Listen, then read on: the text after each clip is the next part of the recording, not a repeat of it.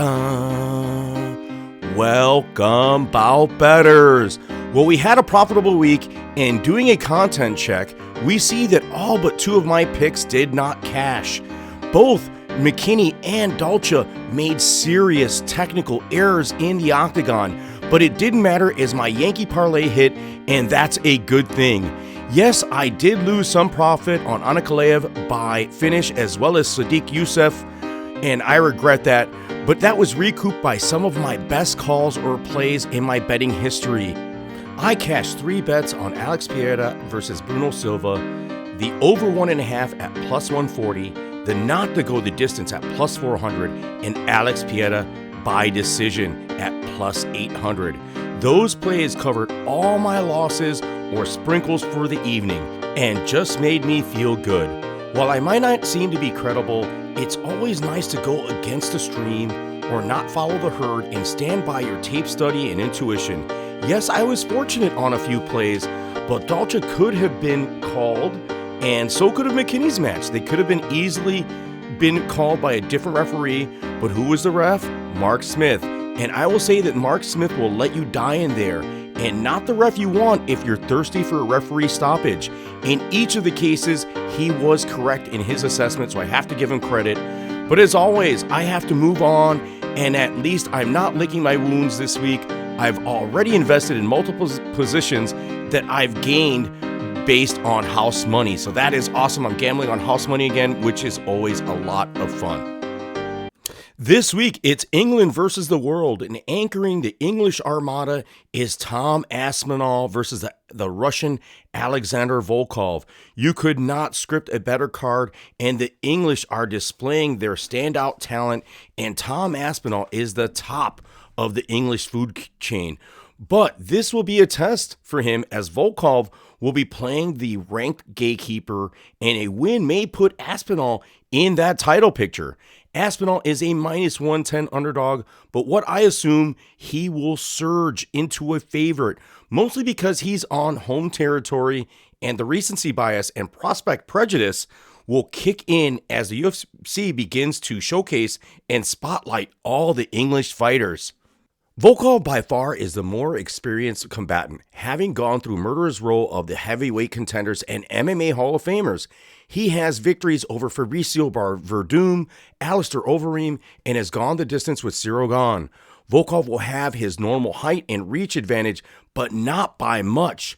And come fight time, I would expect Aspinall to have the thicker and more muscular body, as Volkov is a long and lean heavyweight, and he fights utilizing it.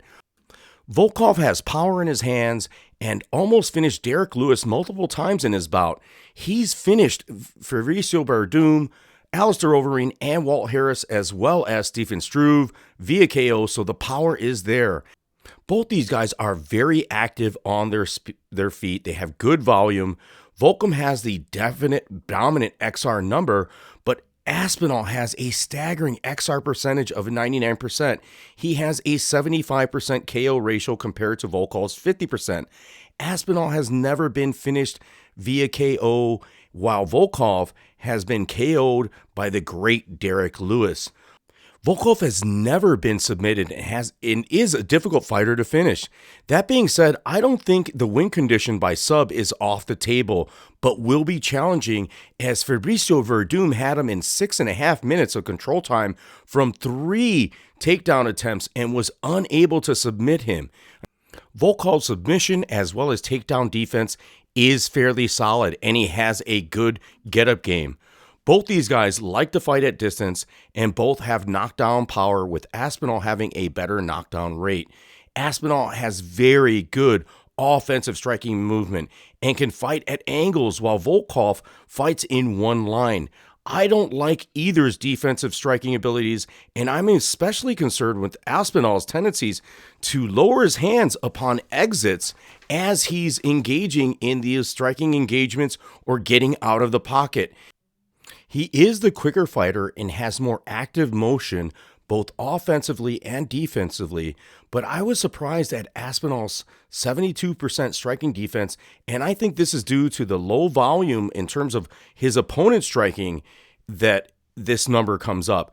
This is his most glaring fault that I see Volkov possibly capitalizing on, but Aspinall's speed, his fight awareness should help him keep in his counter fighting and attack range.